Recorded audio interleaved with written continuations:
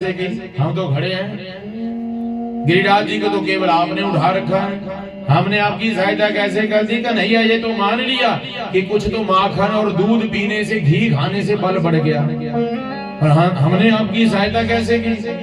बोलो देखो कन्हे, जब हम सब गिरिराज जी को उठा रहे थे ना, हाँ, तो आप देख रहे थे मुझे, मैं देख रहा था आपको। आपकी सारी शक्ति मेरी इस कनिष्ठ का उंगली के अंदर आ गई और मैंने गिरिराज जी को उठा लिया। अच्छा, कन्हैया बचपन में माखन चुरा चुरा करके खाया करते थे, अब शक्ति को भी चुराना शुरू कर दिया। भगवान कहते हैं सबसे बड़ी कृपा किसकी हुई है? कुछ तो माखन से बल बढ़ गया, कुछ आप सबने मेरी सहायता की। सबसे बड़ी कृपा किसकी है? श्री राधा जी की कृपा से मैंने गोवर्धन लियो उठा। सबसे बड़ी कृपा श्री राधा जी की है। और राधा जी कौन है? श्री राधा जी शक्ति स्वरूपा है, शक्ति प्रदान करने वाली है। सो माताओं बहनों, भगवान श्री कृष्ण जी ने ये नहीं कहा कि मैंने गिरिराज जी को उठाया, और हम थोड़ा सा काम कर दें तो कहने लगे हमने किया, हमने किया। नहीं, ये करने करवाने वाले वो परमात्मा है। ना जाने कौन से गुण के ऊपर प्रसन्न हो गए भगवान, ना जाने कौन से गुण के ऊपर वो बांके बिहारी लाल, वो गोविंद भगवान प्रसन्न हो जाएं, जो आपको यहाँ भागवत जी की कथा में बिठा दिया महाराज लाकर। प्रेम से कहो जय श्री कृष्ण। तो श्री राधा जी कौन है? श्री राधा जी शक्ति स्वरूपा हैं। भगवान श्री कृष्ण जी ने तभी तो अपने नाम के आगे किसका नाम लगाया? श्री राधा जी का नाम लगाया। हम जब भी नाम लेते तो राधे कृष्ण कहते हैं ना, जो कृष्ण भगवान जी के उपासक हैं। और जो उपासक हैं राम जी के, वो क्या कहते हैं? जय सीताराम। तो सीता कौन है? सीता शक्ति स्वरूपा है, राम हमारे भगवान है। माता बहनों, हम जब भी राम जी का नाम लेते तो जय सिया राम कहते हैं। वैसे ही जो कृष्ण हैं, तो कृष्ण जी के नाम से पहले हम राधा जी का नाम लेते हैं। तो एक बार की बात है, हमारे देवर्षि नारद जी ने कहा जाकर के, किससे? नारायण जी से कहा, प्रभु आपने अपने नाम के आगे किसका नाम लगा दिया? राधा जी का। तो राधा जी का नाम क्यों लिया लगाया आपने, जबकि सबसे बड़ा भक्त मैं हूं आपका, मैं आपका भक्त हूं, मेरा नाम लगाना चाहिए था। भगवान ने एक दिन में परीक्षा ली, किसकी? देवर्षि नारद जी की। प्रेम से कहो जय श्री कृष्ण। जय श्री कृष्ण। भागवत जी में प्रसंग आता है कि भगवान श्री कृष्ण जी ना एक दिन बीमार हो गए। सुनना बड़ा बहुत अच्छा प्रसंग है। देवर्षि नारद जी की परीक्षा लेने के लिए भगवान श्री कृष्ण जी क्या हो गए? बीमार हो गए। कहने लगे मेरे सिर में बहुत जोर से दर्द है। डॉक्टर आए, वैद्य आए, खूब जड़ी बूटी लगाए, महाराज खूब दर्द ठीक ना हो सिर को। देवर्षि नारद जी ने कहा, प्रभु आपकी ये सिर की जो पीड़ा है, दर्द है, जो कैसे दूर हो गई? बोलो कोई भगत ना, मेरा जो भगत है वो अपने चरणों की धूल दे दे, वो धूल मस्तक के ऊपर लगाऊंगा, तुरंत ठीक हो जाऊंगा। जाओ जाकर के किसी से मांग करके लाओ। तो देवर्षि नारद जी सब जगह गए, कहने लगे आज भगवान बीमार हैं, तो उनके सिर की दर्द दूर कैसे होगी? आप अपने चरणों की धूल दे दो। सब जगह गए, किसी ने धूल नहीं दी। क्यों? सब कहने लगे नरक लोक में जाना पड़ेगा, नरक लोक भोगना पड़ेगा। यदि हम अपने चरणों की धूल उठा करके किसको दे देंगे? भगवान को, तो हमें नरक लोक में गिरना पड़ेगा। तो इसलिए हम नहीं देंगे अपने चरणों की धूल। तो देवर्षि नारद जी आकर के कहते, प्रभु किसी ने अपने चरणों की धूल नहीं दी। तो कहा श्री किशोरी जी से पूछा जाकर के, श्री राधा जी से एक बार जाकर के राधा जी से पूछो।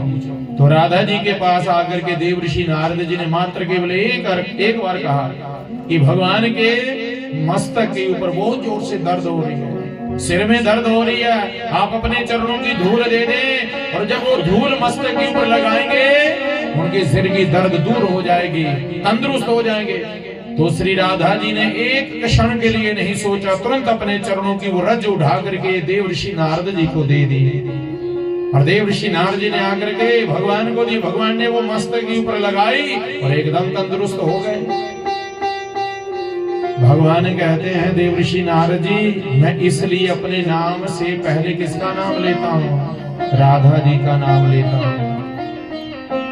सबको डर था कि हमें नर्क लोक में जाना पड़ेगा। सबको क्या डर लग रहा था? हम अपने चरणों की धूल देंगे, नर्क लोक में गिरेंगे, नर्क लोक में गिरेंगे। उस श्री राधा जी ने एक मिनट के लिए नहीं सोचा कि मुझे नर्क लोक में जाना पड़ेगा। क्या सोचा? बोलो, मेरे भगवान दुखी हैं, बस ये सुना, मुझे नर्क लोक में गिरना पड़े, कहीं भी जाकर के गिरना पड़े, कोई भी दुख भोगना पड़े, वो मुझे स्वीकार है, परंतु मेरे भगवान दुखी, ये मुझे स्वीकार नहीं है। तभी देवऋषि नारद जी, मैं अपने नाम से आगे किसका नाम लगाता हूँ? राधा जी का। देवऋषि नारद जी, भगत तो आप भी थे, मेरे भगत आप भी थे, आपने अपने चरणों की धूल क्यों नहीं दी? देवऋषि नारद जी भी तो भक्त हैं, आप भी भक्त हैं, और आपको कहें तो आप क्या कहेंगे? ना महाराज, हम नहीं देंगे अपने चरणों की धूल, नर्क में जाना पड़ेगा, नर्क में गिरना पड़े, हमें तो अपना डर लग रहा। देवऋषि नारद जी से कहा, प्रभु ने, आप भी मेरे भक्त थे, आपने अपने चरणों की धूल क्यों नहीं दे दी? क्योंकि आपको भी डर था कि मुझे भी नर्क लोक में गिरना पड़ेगा, तभी तो मैं अपने नाम से पहले किसका नाम लगाता हूं? श्री राधा जी का नाम। बोल दिया करो, किसका नाम लगाया? कृष्ण जी ने अपने नाम से आगे। जोर नहीं है। राधा का नाम लिया, किसका नाम? राधा का नाम। और वही कृष्ण जब द्वापर त्रेता युग में थे राम, तो राम जी ने भी किसका नाम लगाया आगे सबसे? सीता जी का नाम लगाया। अरे भाई, जो शंकर भगवान हैं, जब उनका हम जयकारा लगाते तो उमापति महादेव की कहते हैं। उमा किसका नाम है? पार्वती का। तो शिव नाम लिखते हैं, शिव। शिव के ऊपर जो ई शब्द है, ई क्या है? ई शक्ति है, और शक्ति को अलग कर दे तो क्या हो जाएगा? शव। शव मतलब मुर्दा। तो शंकर भगवान भी कहते हैं, मेरे ऊपर ई लगी हुई ना, शब्द ई मतलब शक्ति है, तो मेरी आराधना है। इसलिए माताओं, आपके चाहे इष्ट राम है, चाहे कृष्ण है, सबके कोई न कोई इष्ट होंगे। किसी ने अपनी माँ को बना रखा होगा इष्ट, माँ भगवती को, किसी ने राम को, चाहे कृष्ण को, चाहे शंकर जी को, चाहे हनुमान जी को। परंतु एक बात याद रखना, जब हम बीमार होते हैं, जब बूढ़े हो जाएंगे, तो आपसे कई बार प्रश्न करते हैं, आप कथा में नहीं आते, तो आप क्या कहते हैं? कि अब चलने की शक्ति नहीं रही, अब बैठने की शक्ति नहीं रही, अब सुनने की शक्ति नहीं रही, अब खाने की शक्ति नहीं रही।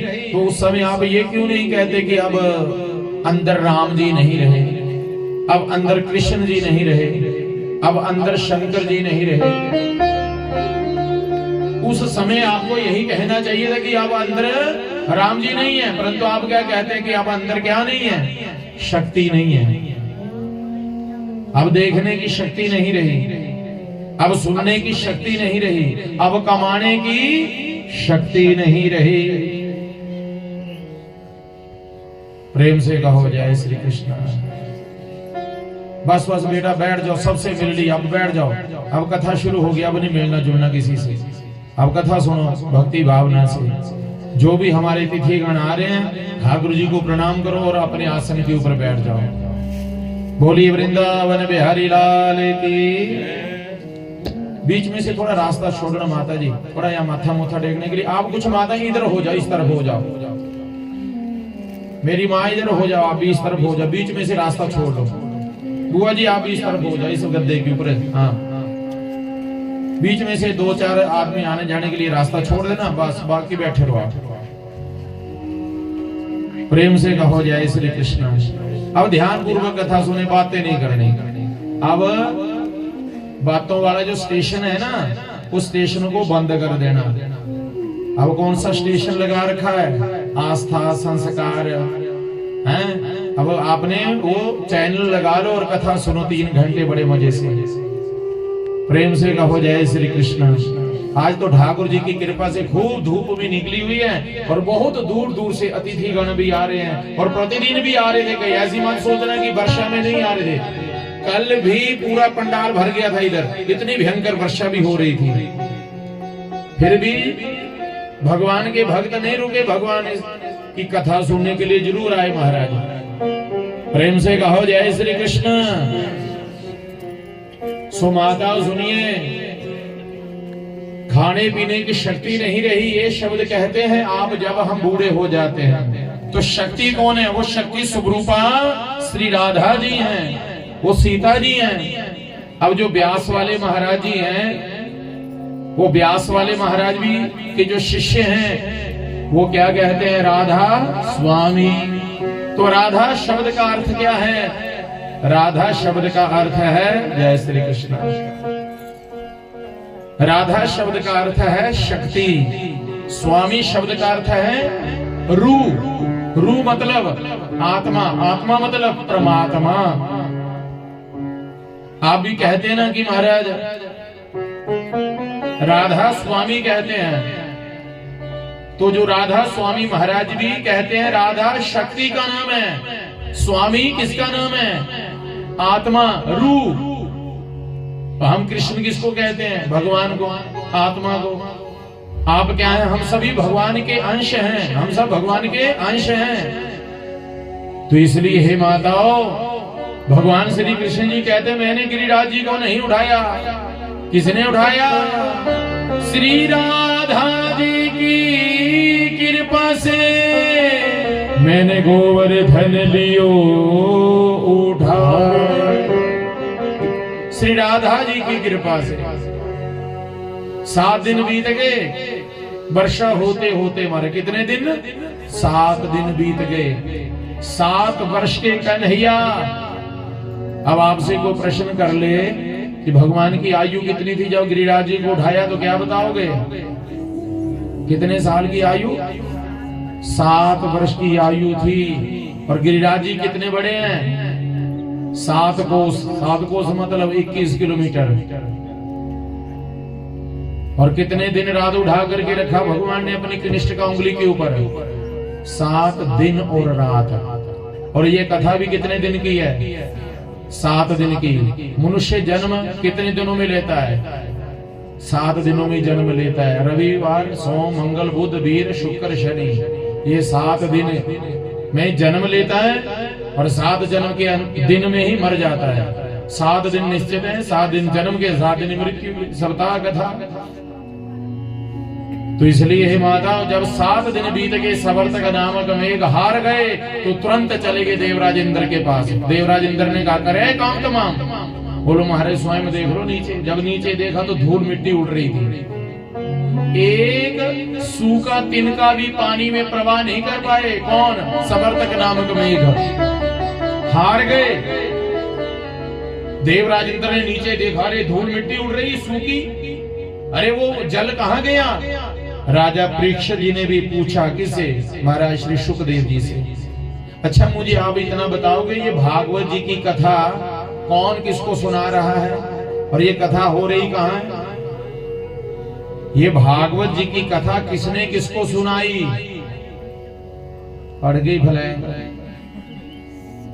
शुकदेव जी राजा परीक्षित जी को सुना रहे हैं। और कहां पर? शुकताल के ऊपर। और पहले दिन कहां से कथा शुरू हुई थी? नैमिषारण्य परम जो पवित्र स्थान है, नैमिषारण्य जो परम पवित्र स्थान के ऊपर सूत जी शौनक आदि 88,000 ऋषियों को कथा सुना रहे हैं। तुसी ना पक्का कि गाड़ियां पवाइया। आज महाराज जी ने आना, तो महाराज जी पूछ ले आपको। फिर आप 7 दिन कथा सुन रहे थे कि ये कथा किसने किसको सुनाई थी, तो फिर क्या कहोगे आप? तो इसलिए ध्यान पूर्वक कथा सुने। आज ही ध्यान पूर्वक कथा सुन ले महाराज। प्रेम से कहो जय श्री कृष्ण। तो भागवत जी में प्रसंग आता है माताओं, इंद्र ने जब नीचे देखा तो इंद्र को पता चला हो ये कोई साधारण बालक नहीं है, साक्षात भगवान का स्वरूप है, नारायण है। राजा परीक्षित जी ने शुकदेव जी से प्रश्न किया, महाराज जी इतनी धूल मिट्टी उड़ रही थी, वो पानी इतना बरसाया सवर्तक नामक मेघों ने, वो जल वो पानी तो गया कहां पर? तब श्री शुकदेव जी महाराज कहते हैं, सुनो राजन, जब सवर्तक नामक मेघ पानी बरसा रहे थे ना, तो भगवान ने तो गिरिराज जी को उठा रखा था। हाँ महाराज जी, तो चारों तरफ से शेष नाग जी ने क्या कर रखा था? घेरा डाल के रखा हुआ था। जैसे शिवलिंग होता ना, शिवलिंग के चारों तरफ जलेरी होती है और पानी एक जगह निकलता है, ऐसे ही शेष नाग जी ने चारों तरफ घेरा तो लगा रखा था, परंतु पानी एक जगह निकल रहा था। उस पानी का आचमन कर रहे थे कौन? अगस्त ऋषि जी। अगस्त ऋषि जी पूरे पानी को पी गए, पूरे जल को। ऐसे ऐसे ऋषि हुए हमारी भारत भूमि के ऊपर जो सागर का भी आचमन कर गए थे। प्रेम से कहो जय श्री कृष्ण। अगस्त ऋषि जी ने वो जल क्यों पिया? सुनिए, ये प्रसंग आता त्रेता युग से।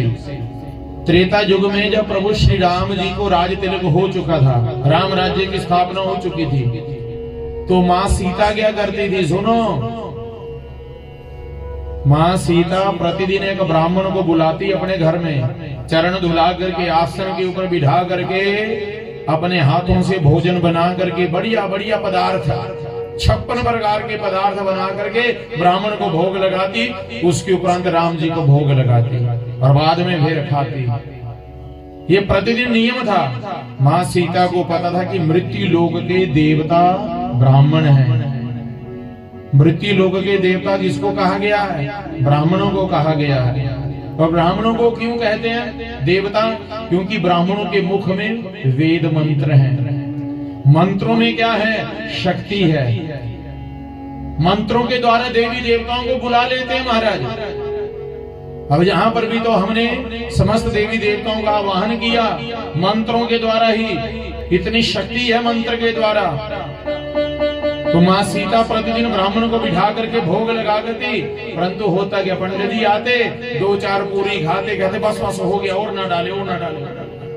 माँ सीता कहती आजकल के भी ना पंडित जी कुछ खाते ही नहीं है ना।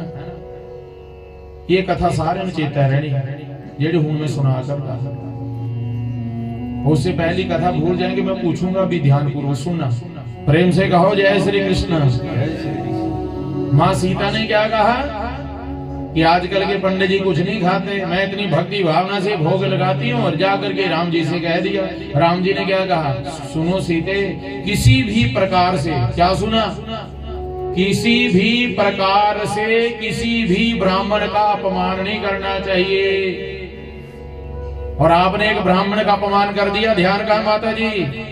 हाँ, इधर नीचे नहीं बैठ सकते, कुर्सी ले लो आप, कुर्सी के ऊपर बैठ दो, नीचे नहीं बैठ सकते। ध्यान तभी लगेगा कथा में। माता जो नीचे नहीं बैठ सकती वो कुर्सी के ऊपर बैठ सकती है, शर्म नहीं करनी चाहिए। प्रेम से कहो जय श्री कृष्ण। तो क्या कहा?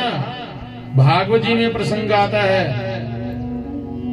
मार सीता से क्या कहा प्रभु श्री राम जी ने? सुनो सीते, आपने एक ब्राह्मण का अपमान कर दिया, और ना जाने कैसे एक दिन ऐसे ब्राह्मण मिलेंगे कि आपको पसीना पड़ जाएगा सेवा करते करते। बोलो हमें ऐसे ब्राह्मण चाहिए जो सेवा करने का आनंद आए। तो राम जी ने निमंत्रण दे दिया किसको? अगस्त ऋषि जी को। कहा पंडित जी आज हमारे घर में प्रसाद पाए। और अगस्त ऋषि जी आए, चरण धुलाए, उनको आसन लगाया, आसन के ऊपर बिठा करके 56 प्रकार के तरह तरह के भोग लगा रखे। आज पंडित जी आएंगे, वो भोग लगाएंगे। मतलब कई माताओं को भोजन करवाने में बड़ा आनंद आता। खूब खाओ, खूब खाओ, खूब खाओ महाराज, हैं? और खूब बढ़िया बढ़िया पदार्थ रख दिया। और राम जी ने कहा पंडित जी महाराज जी अब आप शुरू कीजिए प्रसाद। और जैसे अगस्त ऋषि जी खाने लगे तो छोटी छोटी कटोरी में खीर, छोटी कटोरी में दलिया, छोटी कटोरी में मालपुआ, बढ़िया बढ़िया। अब अगस्त ऋषि जी सोचे इनको उठा करके आंख में डालूं, कान में डालूं, जब मुंह में डालूं, तो सीधी कटोरी उठा करके लगे खाने महाराज। पूरी के 1 गिलास ही, 2 गिलास नहीं, 1 गिलास ही खूब खाते जा रहे, खाने लगे। माँ सीता जी आ जाएगा मजा सेवा करने का। और माता जी गर्मा गर्म पूरी लो महाराज जी, गर्मा गर्म पूरी लो, गर्मा गर्म सब्जी लो, पूरी। और रखते जा रहे, खाते जा रहे, रखते जा रहे, खूब खाए। अब 10 मिनट बीत गए खाते खाते। माँ सीता बोल रही है आटा धीरे धीरे खत्म होने लगा, उठने का नाम ही नहीं ले रहे। कहा पंडित जी जब आधा भोजन हो जाए ना तो बीच में पानी पी लेना चाहिए। अगस्त ऋषि जी कहते हैं माता जी आधा आए तो हम पानी पिए, अभी आधा नहीं है। हे राम राम, अच्छा आधा भी नहीं है? नहीं नहीं नहीं और रखो। और दूसरी बात सुनिए माता जी, हम भोजन करते समय बात नहीं करते। अच्छा हाँ, खूब खाते जा रहे हैं महाराज, और धीरे धीरे आटा खत्म, सब्जी भी धीरे धीरे खत्म। अब माँ तो माँ भगवती जगदम्बा है सीता। तब उसी समय हाथ जोड़ करके प्रार्थना की, किसके आगे? रिद्धि और सिद्धि। रिद्धि और सिद्धि कौन है? गणपति महाराज जी की दो पत्नियां। आओ रिद्धि सिद्धि मेरी सहायता करो बहन। तो रिद्धि सिद्धि भी आ गई रसोई में। क्या हुआ? बोलो पंडित जी बैठे हैं सुबह से खाते जा रहे। बोलो चिंता मत कर बहन, अब आ गई हम। एक आटा गूंदने लगी, दूसरी सब्जी बनाने लगी है माँ सीता, गर्मा गर्म पूरी। धीरे धीरे फिर भंडारा खत्म होने लगा। क्यों? माँ सीता को भी अभिमान हो गया था, अपमान कर दिया था ब्राह्मण का।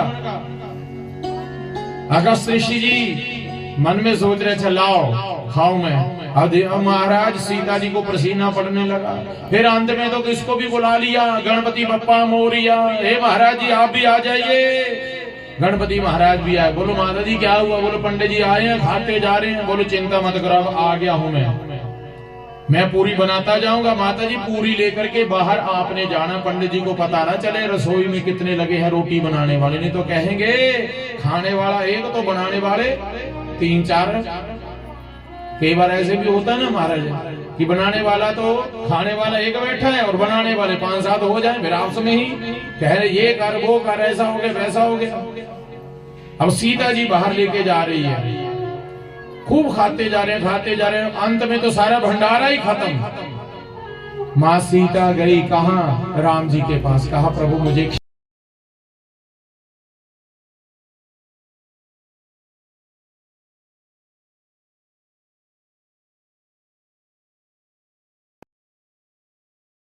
प्रभु।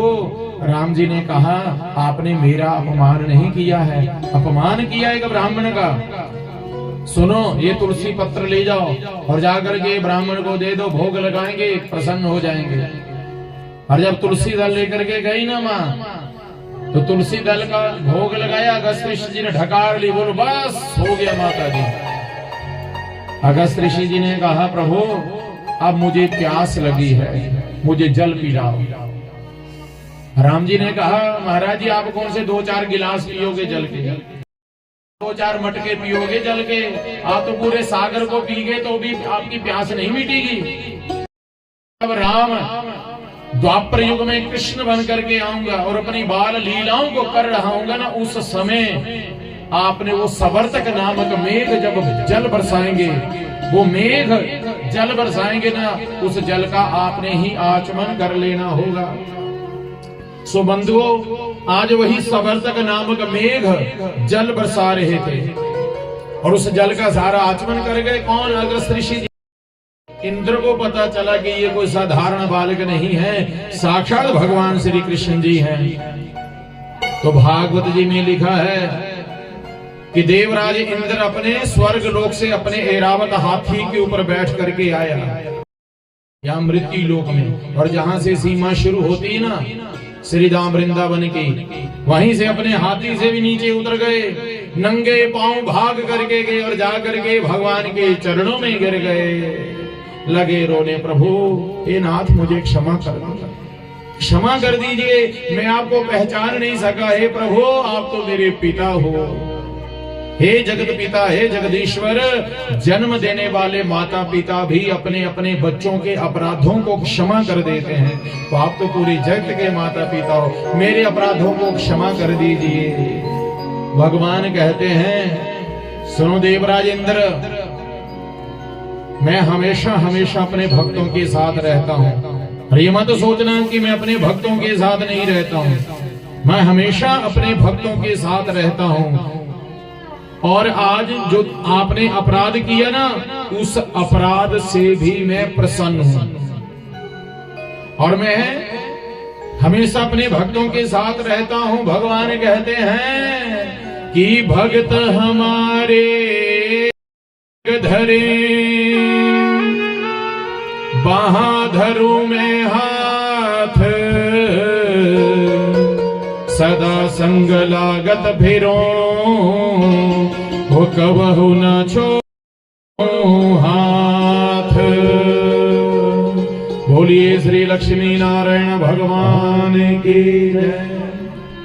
भगवान कहते मेरा भक्त जहां पांव रखता है ना अपना, उससे पहले मैं अपना हाथ रख देता हूं। क्यों? कि मेरे भक्त के चरणों में कांटा ना चुभ जाए। मैं हमेशा हमेशा उनका हाथ पकड़ के रखता हूं। और सुनो, आज तेरे इस अपराध को भी मैं क्षमा कर देता हूं। शुकदेव जी से प्रश्न कर दिया राजा परीक्षित जी ने। कहा महाराज, जहां पर भगवान ने पक्षपात कर दिया, क्या किया? बोलो, अपराध तो ब्रह्मा जी ने भी किया, अपराध इंद्र ने भी किया, परंतु इंद्र को क्षमा कर दिया और ब्रह्मा जी को क्षमा नहीं किया था। यहां तो भगवान ने पक्षपात कर दिया कि नहीं? शुकदेव जी कहते हैं, हे राजन, अपराध दोनों ने किए थे, परंतु दोनों के अपराधों में अंतर है। क्या अंतर है?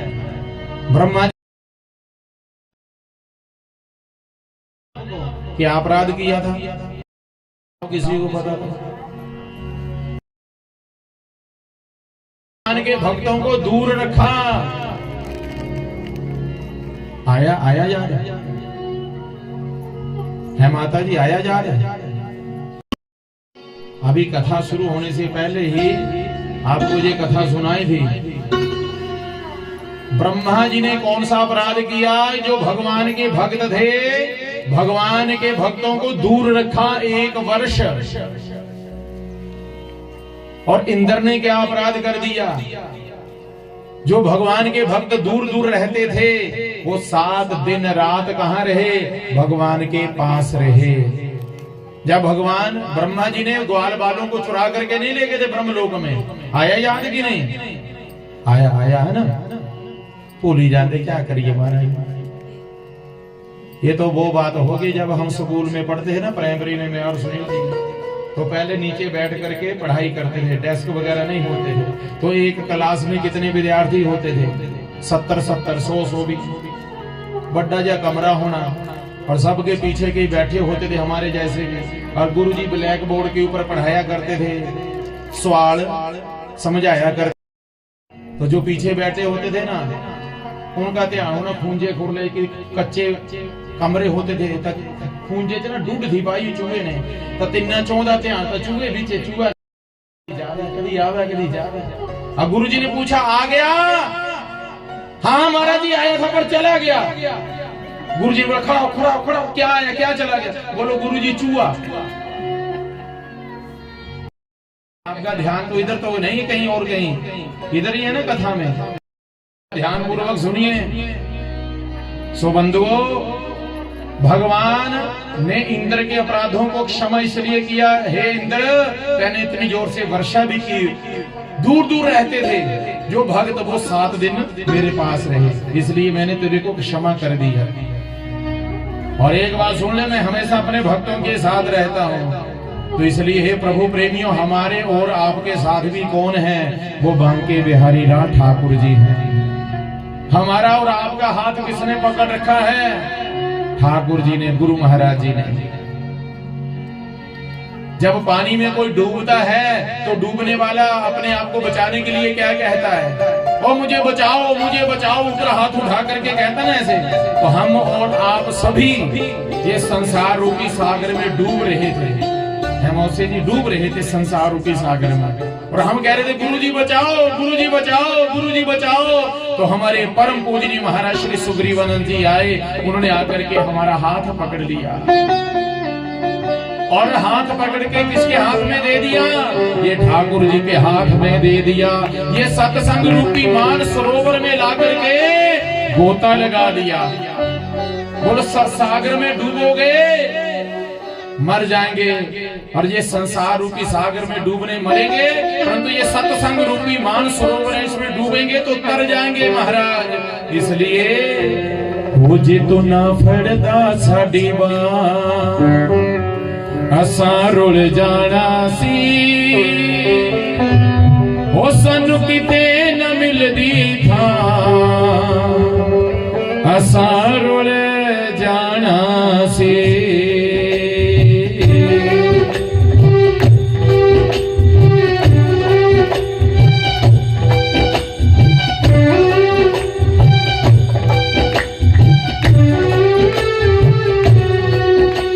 तू ना फड़दा साडी बांह जे तू ना फड़दा साडी बांह असां रुल जाना सी सानू किते न मिलदी थां असां रुल जाना सी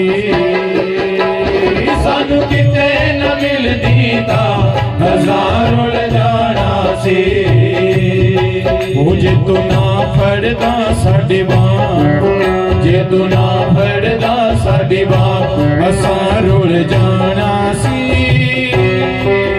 सानू किते न मिलदी थां असां रुल जाना सी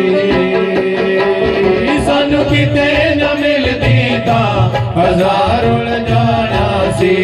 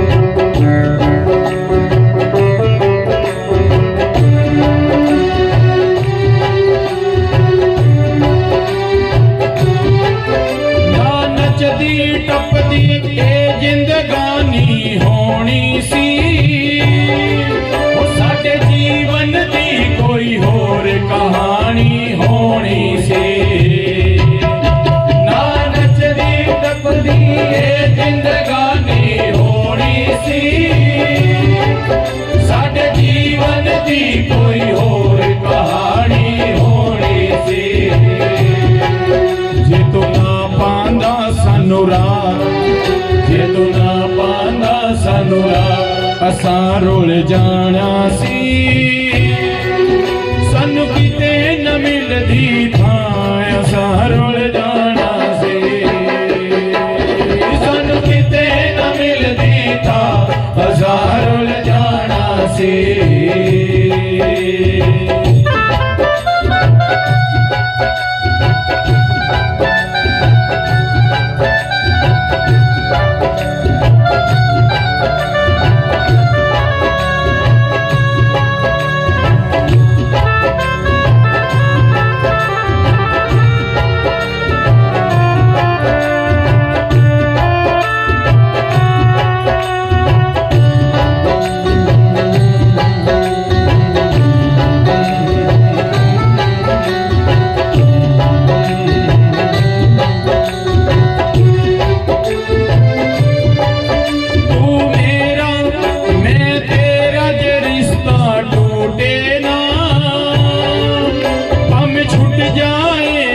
सारा तेरा दर छूटे ना तू मेरा मैं तेरा रिश्ता टूटे ना भावे छूट जाए जग सारा तेरा दर छूटे ना जे तू ना करदा ठंडी छां जे तू ना करदा ठंडी छां असां रुल जाना सी सानू किते न मिलदी थां असां रुल जाना सी सानू किते न मिलदी थां असां रुल जाना सी जे तू ना फड़दा साडी बांह जे तू ना फड़दा साडी बांह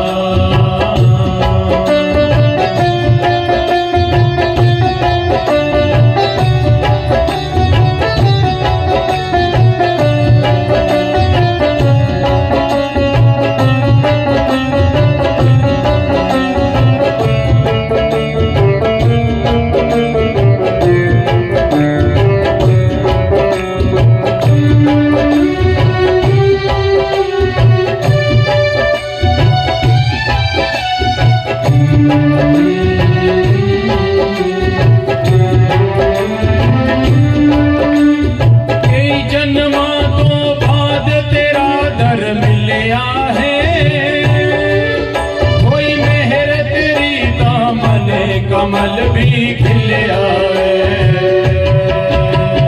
कई जन्मा तो बाद तेरा दर मिलिया है कोई मेहर तेरी दामन कमल भी खिलिया है जे तू ना करदा मेहरा जे तू ना करदा मेहरा असां रुल जाना सी सानू किते न मिलदी थां असां रुल जाना सी सानू किते न मिलदी थां असां रुल जाना सी जे तू ना फड़दा साडी बांह जे तू ना फड़दा साडी बांह असां रुल जाना सी सानू किते न मिलदी थां असां रुल जाना सी सानू किते न मिलदी थां असां रुल जाना सी सानू किते न मिलदी थां असां रुल जाना सी सानू किते न मिलदी थां असां रुल जाना सी सानू किते न मिलदी थां असां रुल जाना सी जय जय श्री राधे श्याम ओ सानू किते न मिलदी थां असां रुल जाना सी हो कई जन्मा तो बाद तेरा दर मिलिया है होई मेहर तेरी तां मन कमल भी खिलिया है किन्ने जन्मों के बाद भगवान का दरबार मिला 84 लाख जन्मों के बाद हमें ये भगवान का दरबार मिला ये भगवान की कथा मिली सुनने के लिए कुत्ते की योनि में नहीं मिली पशु की योनि में नहीं मिली मानव की योनि मिली 84 लाख योनियां भोग करके आए तब जाकर के भगवान की कथा मिली सुनने के लिए हमें हो कई जन्मा तो बाद तेरा दर मिलिया है हो होई मेहर तेरी दामन कमल भी खिलिया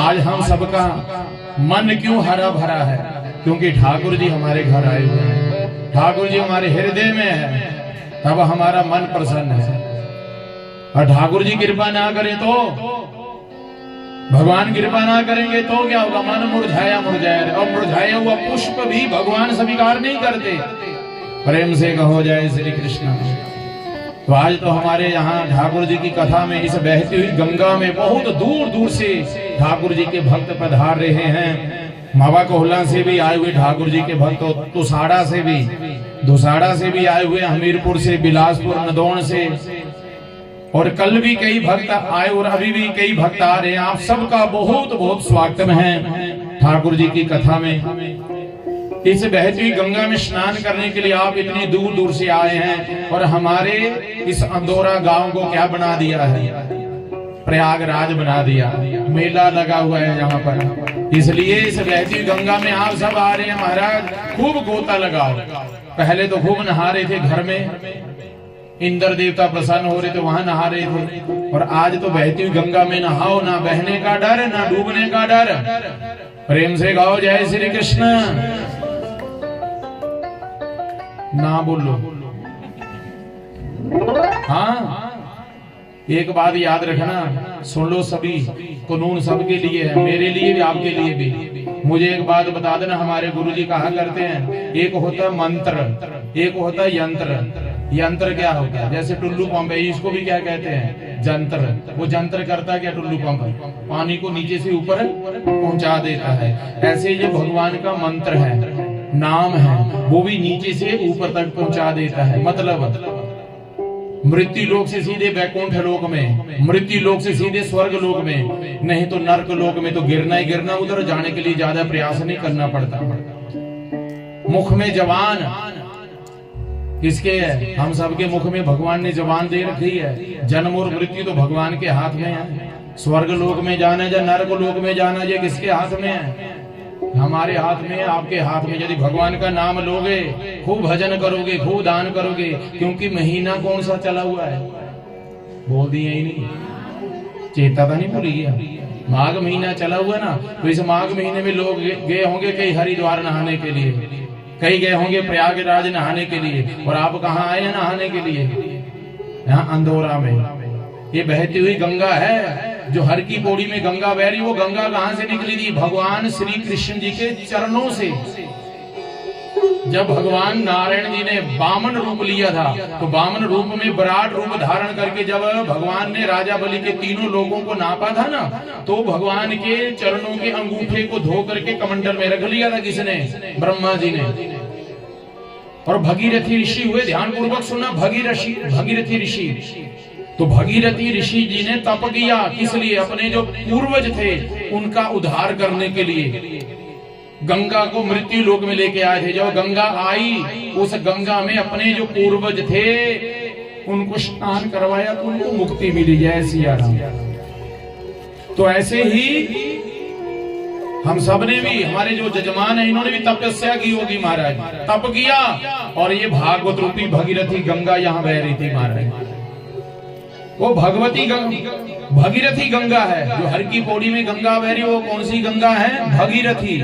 और ये भागवत रूपी, उस गंगा में स्नान करने से तन पवित्र हो जाएगा, मन पवित्र नहीं होगा। और मन पवित्र कैसे होगा? ये सत्संग रूपी मानसरोवर में मन लगा करके गोता लगाएंगे तो ही मन पवित्र होगा हमारा। और जिसका मन पवित्र, उसमें तो मनमोहन जाकर के बैठ ही जाते हैं। इसलिए आप हम सब लोग भी कहते हैं ना कई बार, कथा में क्या रखा है, कीर्तन में क्या रखा है? बेलियां बेलियां।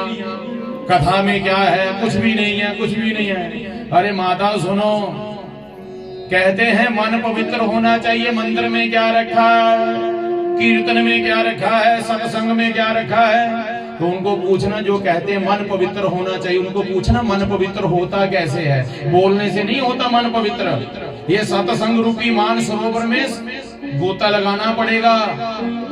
अब जो व्यास वाले महाराज जी हैं, सत्संग सुनने जाते, उनके शिष्य कहाँ?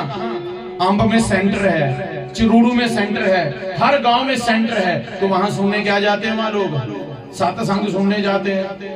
बाबा बाल जी महाराज जी क्या करते हैं? सत्संग करते हैं। हमारे गुरु महाराज जी सूरीवानंद जी, हेमानंद जी क्या करते हैं? सत्संग। हमारे महाराज श्री सीताराम जी सत्संग। जितने भी साधु संत महात्मा है, सत्संग मानसरोवर है। उस मानसरोवर में जाकर के गोता लगाएंगे तभी मन पवित्र होगा, बोलने से नहीं मन पवित्र होगा। अब आपको लगी है भूख, और हम आगे से कहें रोटी खा लो, रोटी खा लो, रोटी खा लो, तब भूख मिट जाएगी आपकी ऐसी? जब तक रोटी खाएंगे नहीं, भूख नहीं मिटेगी। मैं जितने मर्जी उपदेश दूं, रसोई में चावल पड़े हैं, रसोई में रोटी पड़ी है, मटर पनीर पड़ा है, खीर पड़ी है, भाई सब कुछ पड़ा है, खाओ खाओ। भाई खाएंगे तभी भूख मिटेगी, बोलने से नहीं मिटेगी भूख। मन पवित्र होना चाहिए, मन पवित्र होना चाहिए। ऐसे पवित्र नहीं होगा मन। मन को पवित्र करना तो कर्म करने पड़ेंगे, बोलना पड़ेगा हरे कृष्ण कृष्ण कृष्ण हरे हरे, हरे राम राम राम हरे हरे। तब जाकर के मन पवित्र होगा। सुभागवत जी में भगवान कहते हैं, कई जन्मों के बाद तेरा दर मिले आए, कोई मेहर तेरी ता मन कमल भी खिले आए। और इधर भगवान ने एक दिन क्या देखा? जो गोपियां थी ना महाराज, उनके भी मन को अभिमान हो गया था। शरद पूर्णिमा की रात्रि को भगवान ने मधुबन में जाकर के वेणु निनाद कर दिया महाराज, और ऐसी मधुर बंसुरी बजाई, ऐसी मधुर बंसुरी बजाई कि सब गोप गोपियां भाग करके चली गई महाराज। कहाँ? मधुबन में। एक बूढ़ी अम्मा भी गई। अब सुनना जरा ध्यान पूर्वक, ये भगवान ने गोपियों के साथ नृत्य किया, महारास रचाई। और भगवान श्री कृष्ण जी की आयु कितनी थी उस समय? मात्र केवल 8 या 8.5 वर्ष की आयु थी भगवान की, जब गोपियों के साथ नृत्य किया था भगवान ने। अब जब भगवान शाम के समय मधुर बांसुरी बजाते हैं महाराज, तो सब गोप गोपियां सुनती हैं मेरा नाम लेकर के पुकारे, मेरा नाम लेकर के पुकारे, तो सब गोप गोपियां श्रृंगार करती हैं। श्रृंगार किसके लिए करती थी गोपियां? अपने भगवान के लिए। भोजन भी बनाती थी किसके लिए? भगवान के लिए। दूध भी धोती थी किसके लिए? दोना है ठाकुर जी के लिए। अच्छा, आप मुझे एक प्रश्न बताना, उत्तर बताना प्रश्न का, कि गोपियां के बेलिए थे करे थे जो भगवान होंगे मगर मगरी घूमते रहते थे? नहीं। नंद बाबा के पास 9 लाख गाय थी और गोपियों के पास कितनी गाय हो गई? कम से कम बाबा के पास 9 लाख गाय है, तो गोपियों के पास भी मान लो 1-2 लाख तो गाय होगी। 1 लाख नहीं तो 50,000, 50,000 नहीं तो 500, 500 नहीं तो 5 गाय तो सबके घर में होगी। तो आप सोचते हो कि गोपियां बेलियां थी माला लेकर के जाप करते हुए हरे कृष्ण तभी तो भगवान उनको मिलते थे? नहीं। गोपियों ने घर में गाय भी बांध रखी थी और गाय की सेवा भी करती थी। घास भी काटना, गोबरी भी उठाना, सारा काम करना गोपियों ने। भगवान को भी याद करती रहती थी। अब करती कैसे थी? दूध धो रही ना तो भी भगवान को याद कर रही है, घास काट भी ले रही है तो भी भगवान को याद कर रही है, रोटी भी बना रही है तो भी भगवान को याद कर रही है। एक गोपी तो भगवान को याद करते करते कैसे याद कर रही थी? रोटी बना रही थी, लग गई शुद्ध समाधि, हाथ में रोटी, चूल्हे में रोटी, तवे के ऊपर रोटी, और तवे वाली रोटी जल गई, चूल्हे वाली भी रोटी जल गई, और रसोई में धुआं ही धुआं, धुआं ही धुआं। और जो बहू थी ना उसका मुख खुला का खुला रह गया, ऐसे चलेगी भगवान के पास ही। सास बेचारी भाग करके आई, देखा कि कितनी मेरी नूह मिर्गी है, दौरा पानी पेगी, जाकर के पानी वगैरह फेंका, हिलाया, हे बहू रानी क्या हुआ? धुआं धुआं हो गया, क्या हो गया? तुम तो कहाँ चली गई है? तेरा दिमाग का बताओ जाकर के। ओहो धुआं, रोटी जल गई है, कहाँ चली गई थी? बोलो माँ मैं चली गई थी भगवान के पास। उसे कहते समाधि। अब जब गोपियां गाय का दूध धोती थी ना, तो महाराज सुनिए, भगवान आकर के बैठ जाते पास, बोलो मैया मुझे दूध पिलाओ। बोलो बाल कन्हैया मुंह खोल फेर। तो धार जो थी ना, दूध की धार ही मुख में डालती रहती थी। तो भगवान भी है बड़े नटखड़िए, कई बार ना ससुर से गालियां पवाई देते थे अपने। कैसे? अब दूध तो ऐसे दूध रही थी ना, तो सास बेचारी आके देखिए दूध अटे सारा थल्ले लाई थी। ए बहू रानी क्या कर रही हो? बोलो कन्हैया को दूध पिला रही। कहाँ तेरा कन्हैया? देखो अरे यार सारा दूध तो नीचे गिरा दिया मैंने। तेरा दिमाग खराब हो गया, कभी रोटी जला देती है, कभी ये वो नुकसान ही कर रही। जब देखो वो गोपी को ऐसी बीमारी लग गई भगवान की। देखो सुनो, नदी के ऊपर मटका भरने के लिए गई, पानी का मटका भर लिया और उठाया नहीं जा रहा था, तो कहा कन्हैया कहाँ हो? मुझे जरा मटका तो उठा दो, सिर के ऊपर रख दो। तो जैसे कन्हैया आए, बोलो लो भाभी मैं मटका उठा देता हूँ। तो जैसे मटके को हाथ लगाया, भाभी ने उठाया ऊपर से, सोचा कन्हैया ने हाथ तो लगा रखा है ये दिखा देगा, परंतु देखा कि हाथ से मटका छूट गया, मटका टूट गया, कन्हैया नहीं था।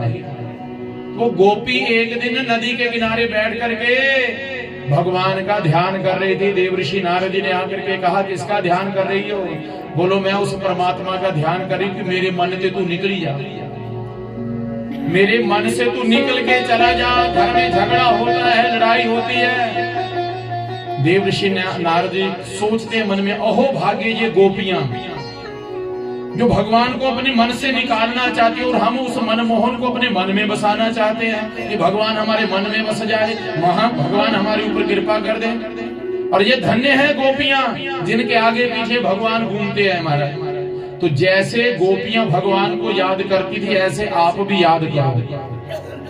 यदि खेतों में जाकर के घास भी काट रहे हो ना, तो मन में किसको याद रखना? कन्हैया को। रोटी भी बना रहे हो तो भी भगवान को मन से याद करते रहो। एक जब भगवान ने मधुवन में शरद पूर्णिमा की रात्रि के दिन मधुर बंसुरी बजाई। कब बजाई? शरद पूर्णिमा की रात्रि को। अभी तो शरद पूर्णिमा नहीं थी, 5-4 दिन पहले पुण्य थी। शरद पूर्णिमा साल में एक दिन आती है। तो उस शरद पूर्णिमा को क्या करना चाहिए? सबको अपने घर में खीर बनानी चाहिए। क्या बनानी चाहिए? खीर। फिर क्या करना चाहिए? उसको छत के ऊपर रख देना चाहिए। कपड़ा नहीं ढकना, खुला, सारे अमृत वर्षा होती है उस दिन। और माताओं फिर उसका भोग लगाना, ठाकुर जी को सबको एक एक चम्मच देना खाने के लिए अमृत। जब वो हम प्रसाद के रूप में खाएंगे तो कई रोग हमारे दूर हो जाते हैं। तो शरद पूर्णिमा की रात्रि को भगवान ने वेणु निनाद कर दिया, जाकर के कहा मधुबन में गोप गोपियां तैयार होकर के चली और एक बूढ़ी अम्मा भी जा रही थी तैयार होकर के। अब जो बूढ़ी बुजुर्ग अम्मा थी ना, उसको आंखों से कम दिखाई देता था, श्रृंगार कर रही थी शाम के समय। तो आगे पड़ा था काजल, उसने सोचा ये लिपस्टिक है तो यहाँ काजल यहाँ लगा लिया और लिपस्टिक आंखों में डाल ली, पांव की पायल गले में डाल ली, उल्टी पुल्टी चुन्नी बांध ली और जाकर के कन्हैया के पास पहुंच गई। बोले कन्हैया मैं कैसे लग रही हूँ? कन्हैया कहते दैया रे दैया मैया कहीं नजर ना लग जाए मेरी। हाय हाय, भगवान कहते मेरी नजर ना लग जाए मेरी माँ को, बड़ी सुंदर लग रही हो। अच्छा, दूसरी गोपियां आई प्रभावती, विशाखा, ललिता, कहने लगी कन्हैया बताओ हमें क्यों बुलाया आपने बंसुरी बजा करके? बोलो मैंने नहीं बुलाया आपको। देखो गोपियों, मैं पहले से ही बदनाम हो चुका हूँ। कोई कहता ये माखन चोर है, कोई कहता ये चीर चोर है। मैं दुनिया में पहले बहुत बदनाम हो चुका, इसलिए क्या करो, जाओ अपने घर में जाकर के पति परमेश्वर की सेवा करो। क्या सुना आपने? पति परमेश्वर है और परमेश्वर की सेवा करनी चाहिए, ठीक है ना? क्या बताया भगवान ने, क्या कहा? पति क्या है? ऊपरे दिले दे बोली करती है, ऊपरे दिले ते नहीं बोलना चाहिए, मानते बोलना चाहिए। पति परमेश्वर है, भगवान ने कहते हैं पति परमेश्वर की सेवा करनी चाहिए, मेरे पास आने की जरूरत नहीं है। गोपियों ने कहा पहले तो बुला लिया, फिर कहते हैं पति परमेश्वर की सेवा करो, जाओ जाओ जाओ। देखा नहीं हम जा रही हैं, परंतु आज के बाद बांसुरी मत बजाना शाम के समय। क्यों ना बजाऊं शाम के समय बांसुरी? अरे बांसुरी शाम के समय बजाऊंगा तो जो रोटी बनाते समय आप बांसुरी सुनेंगे, वो सब रोटी महाप्रसाद बन जाएगी। बोलो प्रसाद बनती नहीं है, क्यों? बोलो जैसे आप बांसुरी बजाते हैं तो मन हमारा चला आता है आपके पास, हमारे घर में झगड़ा होता है, हमसे रोटी नहीं बनती, सब्जी नहीं बनती, मन तो चला जाता है आपके पास।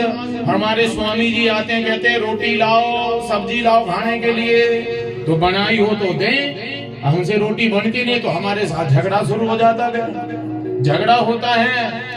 और एक बात सुन लो का नहीं, आप जा रही हैं घर वापिस, शाम के समय बांसुरी मत बजाना, बजाओगे तो झगड़ा होगा, नहीं तो आपके साथ भी झगड़ा हो जाएगा। और गोपियां कहती हैं क्या? वो शम रोज न बजाया करो बंसुरी, के करो सानू मार पेंदिए, के करो सानू मार पेंदिए, सुन मोहे दा शम रोज न बजाया करो बंसुरी, शमा रोज ना बजाया करो बंसुरी, के करो सानू मार पेंदिए, के करो सानू मार पेंदिए, सुन मोहे ना। जरा दोनों हाथ उठा करके उठाओ ऊपर हाथ, राधे।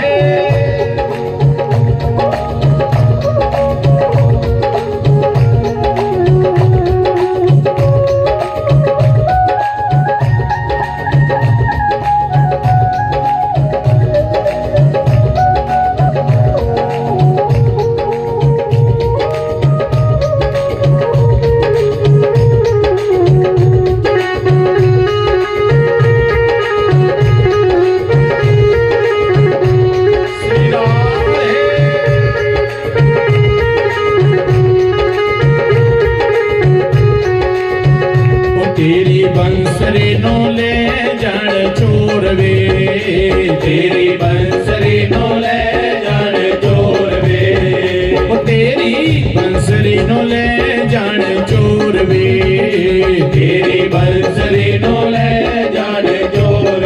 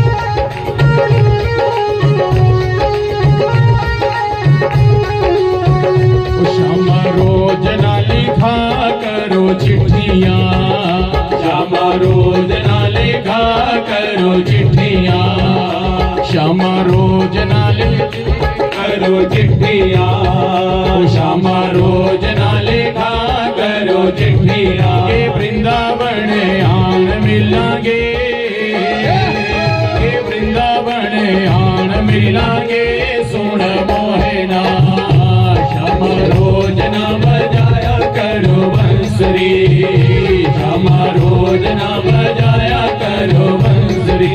करो सानू मार देंदी, करो सानू मार देंदी, सुन मोहना। ये बांके बिहारी लाल की जय हो।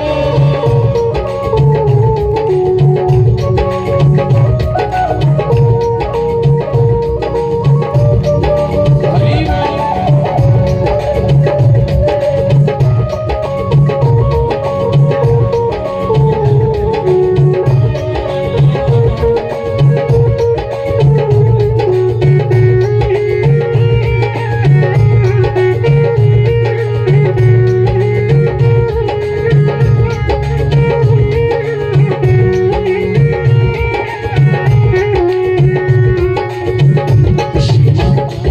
बोलिए वृंदावन बिहारी लाल की। तो हमारे यहाँ पर परम पूजनीय परवंदनीय महाराज श्री सीताराम दास जी महाराज, श्री राम मंदिर अंदौरा के सेवक यहाँ पर पधार चुके हैं। उनके श्री चरणों में कोटि कोटि प्रणाम। और आए हुए समस्त भक्तों को जय सिया राम, जय सिया राम, जय सिया राम। वो मेरे साथी गुरु आए होए ने, वो मेरे साथी गुरु आए होए ने, कि अखियां तरस रियां आके दर्श दे, अखियां तरस रियां आके दर्श दे गाए होए ने। वो मेरे साथी गुरु आए होए ने, मेरे सत गुरु आए होए ने, मेरे साथी गुरु आए होए ने, हाय मेरे सत गुरु आए होए ने। अखियां तरस रियां आके दर्श दे गाए होए ने, अखियां तरस रियां आके दर्श दे गाए होए ने। बोलिए सतगुरु भगवान की।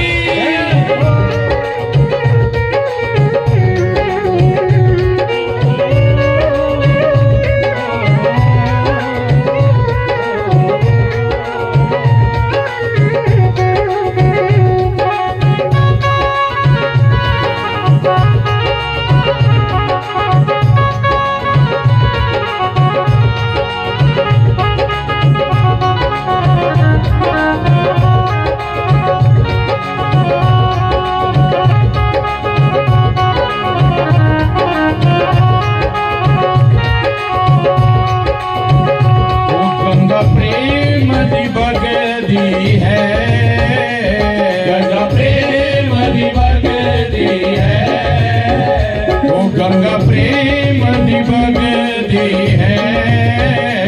गंगा प्रेम निबगदी है। मेरे सते गुणां दी बाणियां महरित लगदी है, मेरे सते गुणां दी बाणियां महरित लगदी है।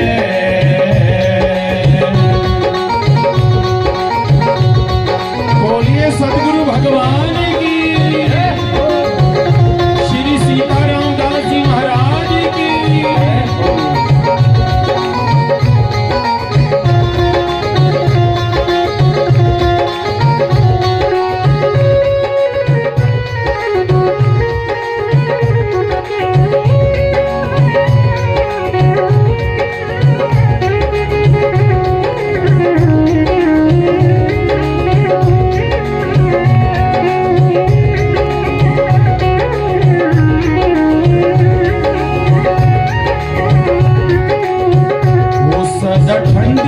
ठंडी छां देना, सदा ठंडी ठंडी छां देना, वो सदा ठंडी ठंडी छां देना, सदा ठंडी ठंडी छां देना। मेरे सच्चे गुरु जी मैनू चरणा ते था देना, मेरे सतगुरु जी मैनू चरणा ते था देना। वो हरे कृष्ण हरे कृष्ण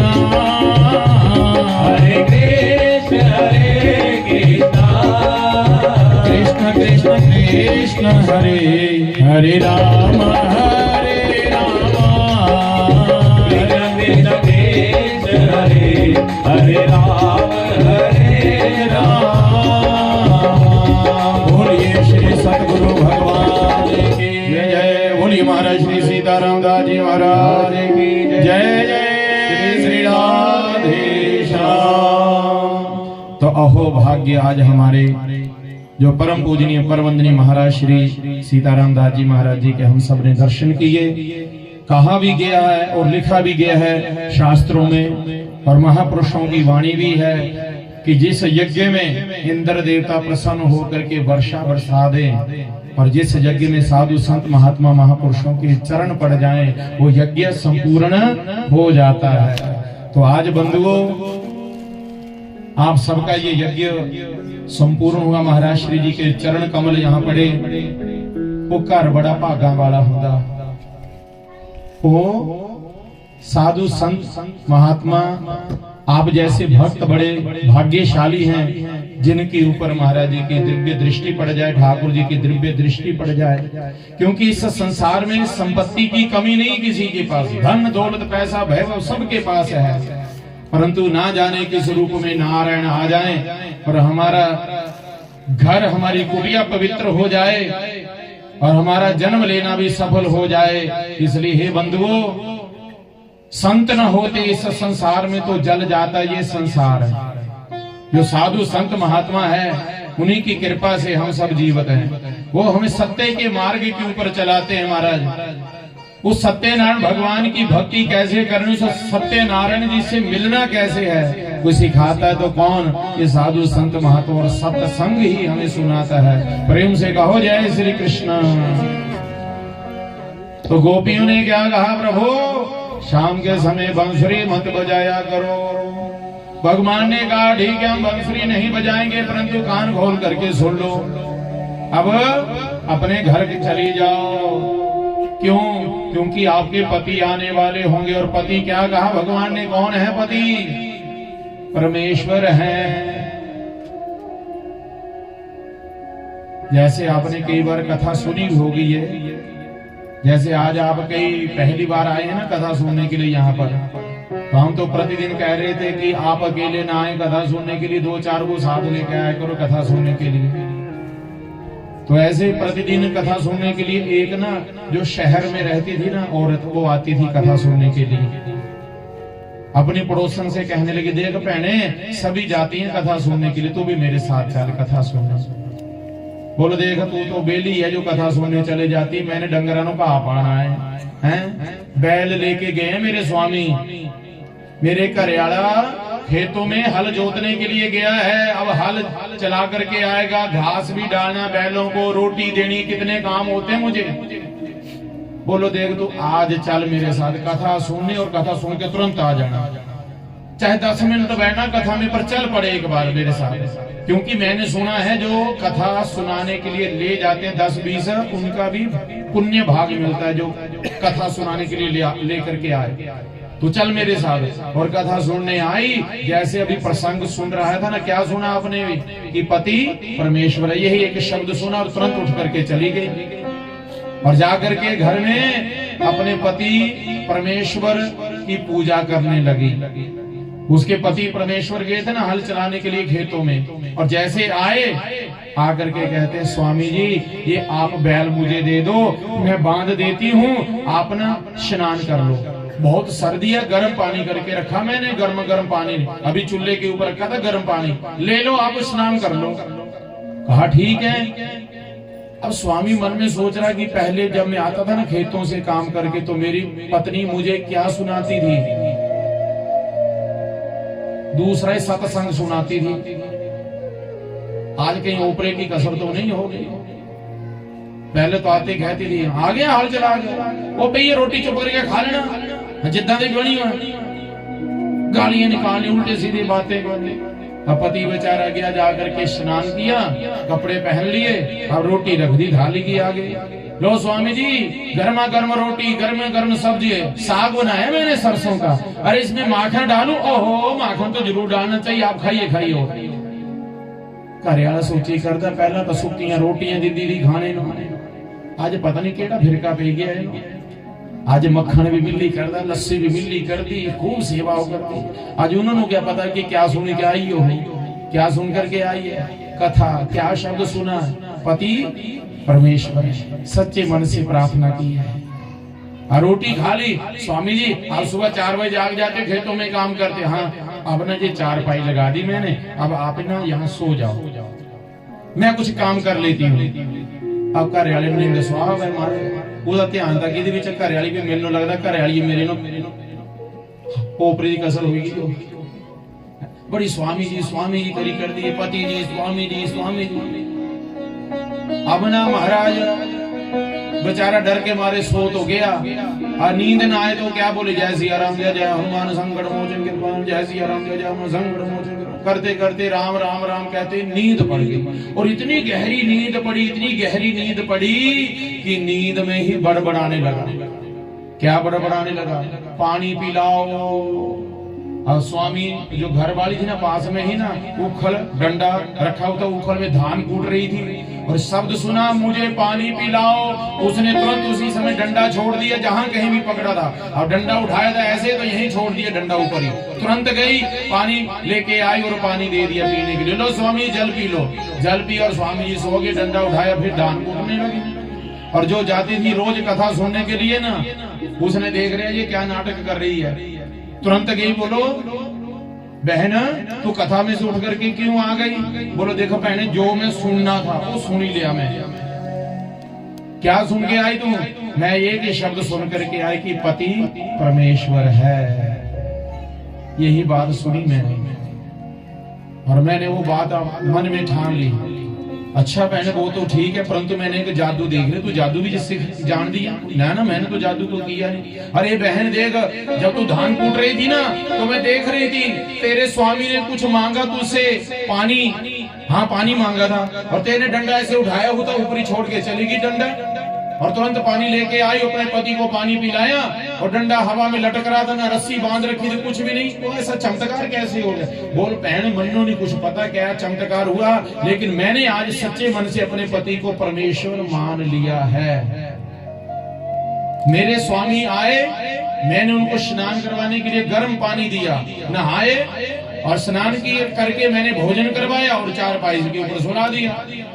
और मैं धान कूट रही थी, और मेरे पति ने एक बार कहा, और मैंने संकल्प कर लिया था कि मेरे पति देव जो भी मांगेंगे, जब भी कभी भी मुझे पुकारेंगे, मैं सारा काम छोड़ दूंगी, परंतु पति परमेश्वर की पहली सेवा करूंगी।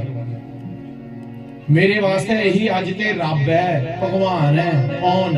ये पति परमेश्वर है। ये चाहे रात को 10 बजे मैं तो कोई चीज मांगू मैं देने, 50 बार बोलूंगा मैं उठना बैठना, परमेश्वर की सेवा करनी। अरे सुन लो, मैंने आज से ये मन में सोच लिया था, और जैसे मैं डंडे से धान कूट रही थी तो अभी डंडा ऐसे ऊपर उठाया था, मेरे पति ने मुझसे पानी मांगा, मैंने डंडा छोड़ दिया, तुरंत इतना भी नहीं सोचा कि डंडा नीचे रखूं, तुरंत भाग गई मैं जल लेने के लिए। अच्छा बहने तो ऐसा कर, आज ते मैं भी अपने घर वाले को क्या मनना, पति परमेश्वर मनना। और एक गल सुन, ये धान ना मुठक मन्नू भी दे दे, तो डंडा भी दे दे, एक उखल भी दे दे, आज मैं भी अपने घर ही जाके इदा ही करना। अब ले गए महाराज, वो तो रहने वाली थी शहर विच, लेके चलेगी। पति जी आए शामी ऑफिस से, ऑफिस से आए, स्वामी जी प्रणाम, लो अटैची मेरे पास दे दो, अब जाकर के स्नान कर लो, गीजर मैंने ऑन कर रखा है। घर यार बोलते हैं को टाइम है ना आने का, शाम के 5 बजे को समय ना आने का। बोलो आज मैं जिद्दा बोली कर दी ना, तो पता ही है फिर मेरा पता ना। चलो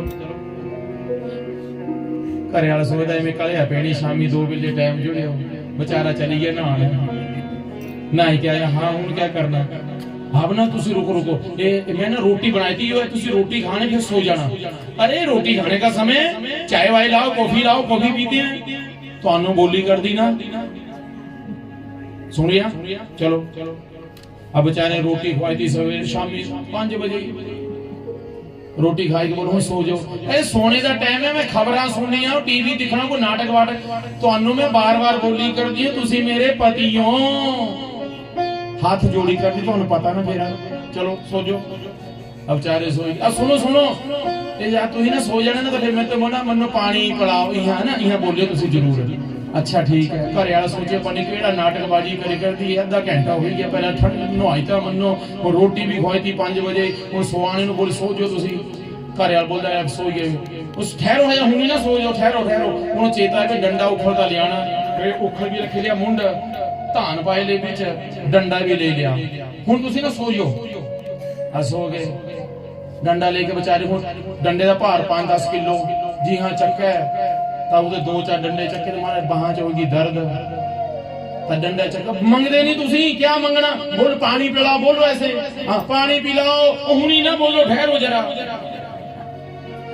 और फिर मारे डंडे लगी बोलो पानी पिलाओ मुझे हुणी डंडा ऊपर छड्या अगे ही पानी दा डंडा पिया सीधे मुंह पर दंद टुटी गए ऐनक टुटी गई मुंह बुरा हाल हे राम रहे इतना नाटक इसलिए कर रही थी मेरे दांत तोड़ दिए 32 दांत तोड़ दिए मूर्ख कहीं की हे राम हैं इतना नाटक इसलिए कि मेरे दांत तोड़ने के लिए स्नान इसलिए करवाया था दांत तोड़ने के लिए रोटी इसलिए खिला दी थी पहले कि मेरे अब दांत तोड़ने देने बोलो मन्नू नो सो पता भी यह दांत टूटी तू ते घरे वाले दांत टूटे नो सो पर यहाँ प्रैक्टिकल